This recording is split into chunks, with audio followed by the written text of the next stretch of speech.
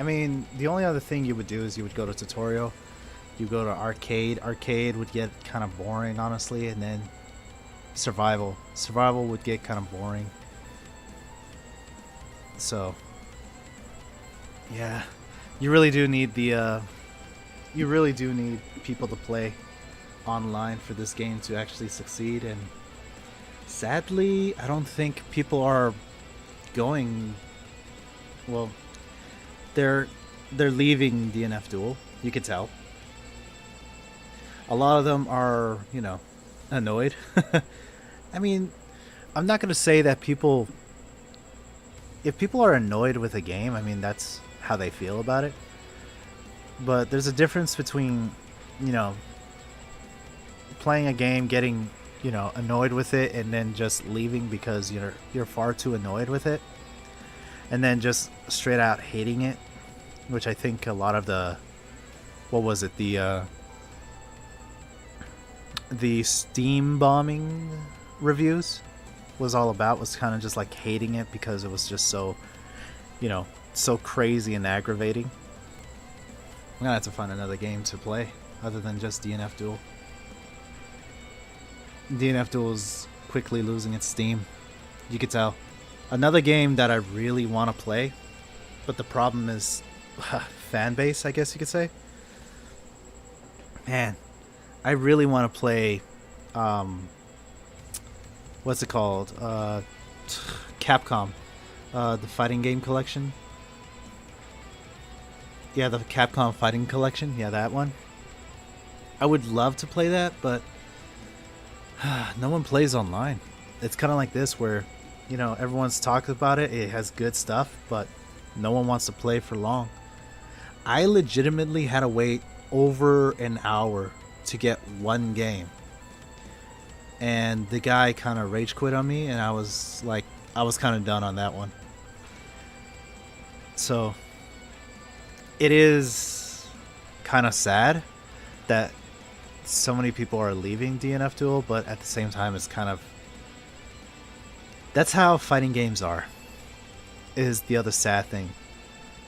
Is that not a lot of people have the patience to play fighting games, and not only that, fighting games don't give a lot of reward when it comes to playing the game for hours and hours on end.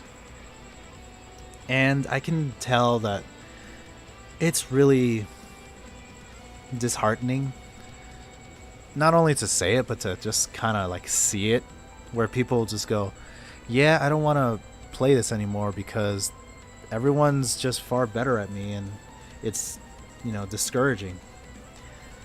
The one thing about that mentality I have to say, though, is that the mentality that, oh, if I was better at, so and so game, I would be better at this and that, is kind of...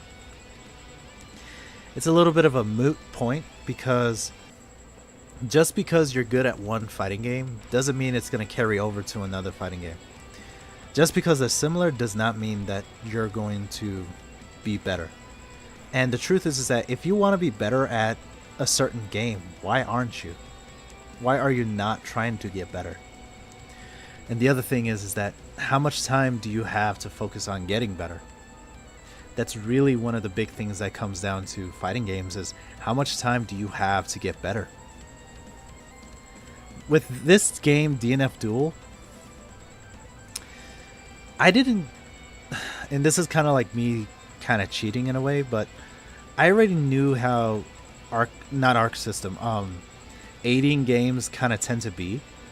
And so that was already a little bit of a head start on me, because I have played a lot of, Bloody Roar, and obviously Marvel vs. Capcom 3. And those games are very neutral heavy and very fast paced games. Bloody Roar is a lot faster than you would expect, and even then it's like, whoa, it's pretty fast. But with Marvel 3, it's one of the more faster fighting games that's been created. I would say it, in terms of actual speed and how much you have to register, like reaction times, it's up there. I would say Melee is faster in terms of actions per minute, or APM, but Marvel is definitely just as fast, if not faster, with the neutral, because you have to weave and, bob and weave essentially to get out of certain messes.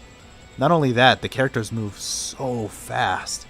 If you can't keep up visually or even just by input, you're gonna fall behind, and it's very clear to tell who's good and who's not good, right? So putting in that much amount of time really makes things a lot of, well, it takes away a lot of people, because no one has time to get good at fighting games. And the people who have, who are good at fighting games tend to be people who are, well, financial stability to be able to do it, right? I remember Marlon Pie. He was, a top competitor, but he also had a 9-to-5 job at the time, and he was playing Marvel at a high level. And a lot of people were just asking, like, how much time do you actually have to put into this? And he'd say, like, maybe only a few hours before I had to, go to bed and then get up and work. And that's kind of how it is that knowing how to practice is just as important as, if you want to get better. Not a lot of people know how to get better, though. That is a question. Like, oh, what do I do to get better? I'm struggling here and there. And part of it is understanding what you're losing to, right? That's one of the big things, is you have to understand what you're losing to. And what you're losing to isn't always clear and cut, especially in fighting games, especially one like this, which is chaotic as hell. You don't know what you're losing to sometimes. But the truth is that you're losing. And what you should be doing is always saving your replays. Figuring out what is going on, what is working, what's not working, right? If you get a hit, that means it worked for some reason, right? Why did it work? Well, I just did this button on startup, and my opponent was at this range and it hit. Okay, when you're at that range again, try it again, see what happens, right? If your opponent blocks it again, or if they hit you out of it, then you start getting more information about that move. Okay, I can use this move here and I can use this move here, right? So understanding how to utilize it against the whole cast is just as important as understanding what range you use it at, right? And this takes a lot of time. But how do you make the time pass on without, putting in all that work? I mean, there's no clear-cut answer on that one. You have to put in the work, right? You have to put in the hours. This is kind of like how is it? It's essentially basically going into residency for doctors and nurses, where you have to essentially put in the hours. You have to put in all of that experience. You have to gain experience somehow in order to become a doctor, or in order to become a nurse. You have to put in that work. And if you don't put in that work, I mean, how are you expected to get better at anything? So fighting games, what it has as a disciplinary kind of action is that you have to better yourself. It's one of the few genres of games that really tests a player's strength. And people who don't like fighting games kind of lack that self-awareness sometimes, where they don't want to put in the amount of work, or they don't. Here's another thing. They haven't found a fighting game they like. And this really does play an important role, is because you need to find something that is kind of your game, essentially. You want to find something that you enjoy playing. If you don't do that, you're not going to learn anything, because you're not trying to get better at the game. You're just trying to, you're playing it for the wrong reasons if you're just trying to win, right? Like in this game right here, this game, DNF Duel, what I do is I don't try to win every game, right? I try to do my best in every game. That's the difference. I'm not trying to win. I'm trying to put on my best showing, right? Especially if I find someone who is better than me, right? That is a clear and like, ooh, Okay, let's see how well I do against this person. All right, and if I win against this person, hey, this is kind of cool. All right, I can beat this person. Or, you know, I recently faced a was a top 30 player named Anton, who uses Inquisitor, and I rolled him. No, I rolled him. Like, it was 6 straight wins. I rolled him, and I was like, ooh, this character is bad. This Inquisitor is bad. This Inquisitor is a bad character, because I was just doing things that were literally, they were not, I would say they were just not different from what I'm usually doing as Ghostblade, but just Inquisitor couldn't do anything against it, and just rolled him, right? Like, I'm pretty sure I won like 4 straight games against this person, right? Because I don't remember dropping any set against him at all. And again, I'm not saying he's a bad player. He got to top 33, right? Top 33 is no joke. He has like 2,000 or 5,000 points or whatever, right? I don't remember I don't know what it is. But he's got a lot of points, right? But then I faced someone like the second ranked player in the damn world, who was also a striker player. Guess what? I don't like that matchup, right? Striker versus Ghostblade is not a good matchup that I want to be playing against. Guess what? It was really, really fun. I had so much enjoyment playing against that player, that it was really fun playing this game of cat and mouse of, okay, you can't come into this little area here yet until, you know, this ghost is gone, right? But I'm just kind of like ranting right now. There's no one really playing right now. Looks like Losers Finals is going to be starting up for Evo. But yeah, I just wanted to talk a little bit about the whole, just, I guess, fighting games in general, and how this game is going and how much this game should be going. I don't know if it is good. Well, it is good. I enjoy the game. To me, this is a good game because it fills my Marvel need, which is interesting. For me, Marvel is all about, you know, being able to play around the neutral. The cat and mouse is really fun. It's such a fun game, and you get that a lot in Marvel, is the game of cat and mouse, where you're chasing down someone and you're literally weaving in and out against them, trying to force them to overcommit. That way you can punish them.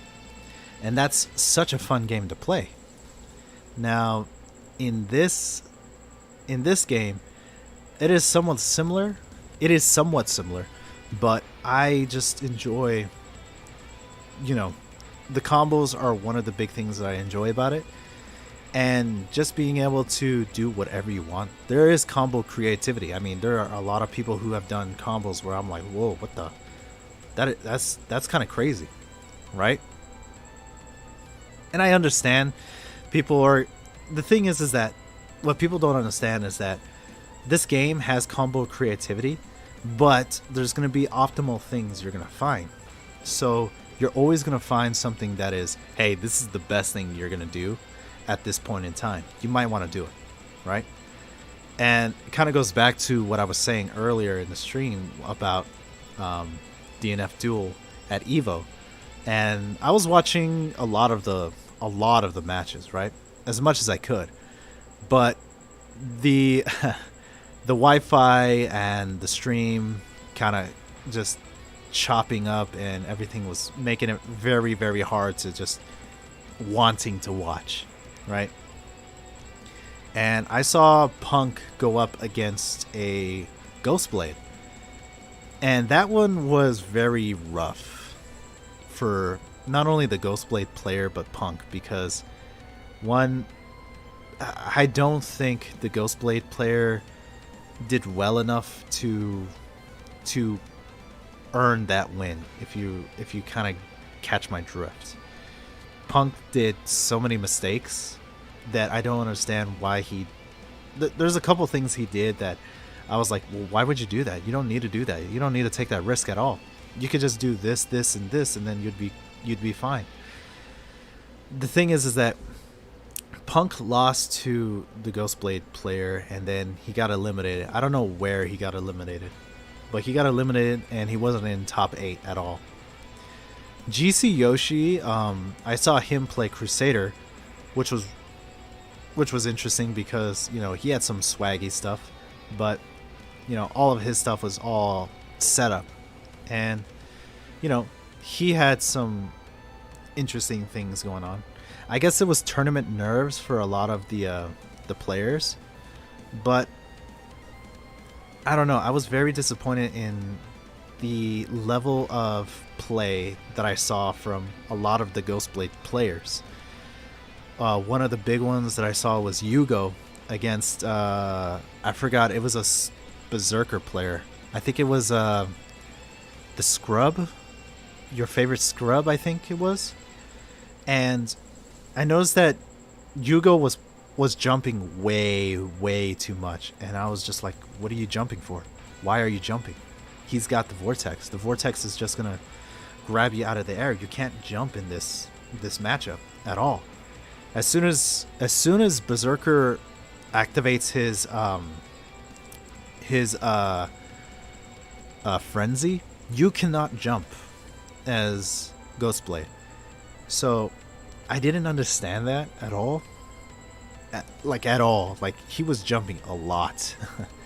Not only that, I saw a lot of damage just not being presented. Like, everything that the Ghostblade players were doing were just simple combos, and then end it and then go into a mix-up, which is fine. Don't get it wrong, it's fine. But they would do it in the middle of the screen. They would have about like 70 or 100 MP still. Like, they had a whole bunch of mana, which could have easily carried the opponent into the corner, which would have suffocated a lot of the opponents, right? Which is something I didn't understand. And then they did nothing. Like, the opponents did nothing. It was just so weird. And I get it, 372 players in a tournament. You're not going to get the best of the best, honestly. And I kind of knew we weren't going to get a lot of players because it was going to be a side tournament. But man, not seeing a lot of the best players was kind of sad, because I was hoping that, you know, I would see some, you know, familiar faces. I mean, I did see familiar faces in GC Yoshi and, you know, Punk, but I was hoping for, you know, other notable players like Kizzy K or Brian F to be in, you know, anywhere in the top 8 somewhere, or close to top 8. Because as soon as top 48 was going on, I was looking at a lot of the players. I noticed some, like your favorite Scrub, who I've seen in another tournament, right? I've seen him before. I've seen Masoma, who won the whole thing. Obviously, I already knew GC Yoshi before that, so that wasn't a surprise to me at all. I was more surprised the fact that he picked up Crusader. But I mean, you know, Crusader is a good character, so. The other thing was that with 372 players, there's only so much you can get out of the competition. The competition is not going to be good with only 300 players. Now, in some games, and we're talking established games here, in some games you're going to get a lot of good you're going to get good high level competition. But the problem with this game is that you have only 1 month of practice, essentially. How much? A month and 2 weeks of practice, essentially. That's all you had to practice. I mean, yes, that's enough to get something, but the problem is that with time, you're going to get more of what you can do. And the problem is that nothing was really shown. I was more disappointed in the fact nothing was shown at all in terms of nothing was unique. Nothing, nothing was kind of like, ooh, this is new stuff. Oh, this is kind of, crazy combo or whatever. Nothing was new. Everything I saw, I've already seen either on YouTube or online, right? Striker's instant air, I got hit by that once. I mean, let's see. Crusader stuff I've seen, got hit by. Other Ghost Blades, I don't think I've ever lost ever since. Funny story. Ever since I've started utilizing the what is it? What is it? Conversion mechanic. Ever since I started utilizing that, I haven't lost to a Ghost Blade player since. Well, then again, I haven't fought the #1 player in the world, which is a Ghost Blade player. And I haven't fought a lot of Ghost Blade players at all. So there is that, but the problem is that there's a lot of yeah, that was another thing I was going to talk about. The players in the game were not utilizing conversion as much as I had hoped they were. They were being very, very passive with their conversion, especially Ghostblade players, which was irking me a lot because I was like, hey, you can go, you can move, you can do something, go in. You have the means and tools to go in. You have conversion that can just stop everything. Get in there. And it was just passive after passive move, and it was frustrating, especially when you don't have anyone who wants to take a risk. and the thing is that it's not even that big of a risk. When you have White Life as Ghostblade, one thing you can do with Ghostblade is literally just do his forward S, which is a teleport. And that is literally all you need to do is just, that. And guess what?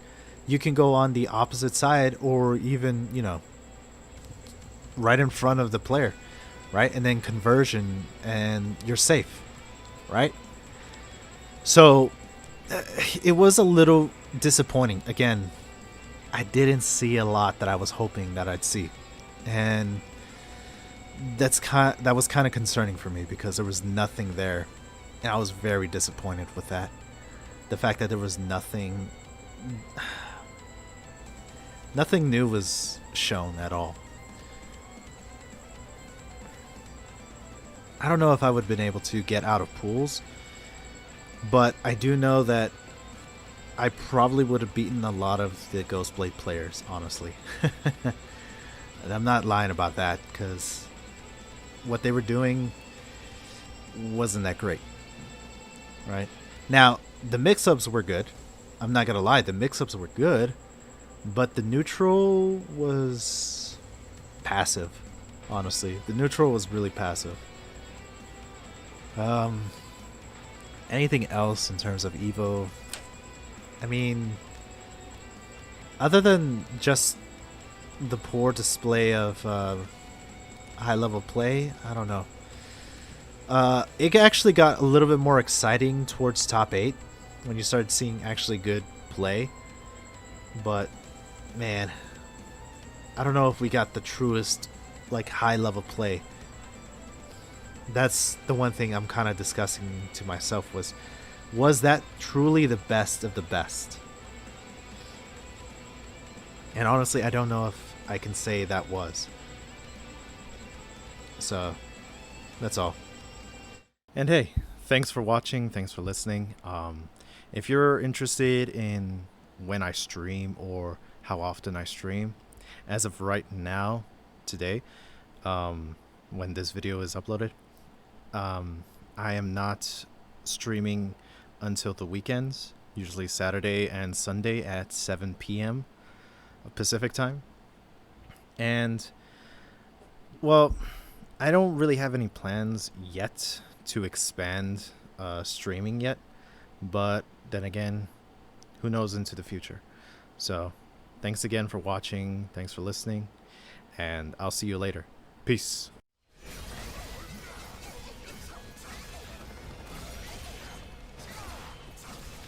What are you pressing buttons for? Why did you press buttons? You should know not to press buttons there. Why?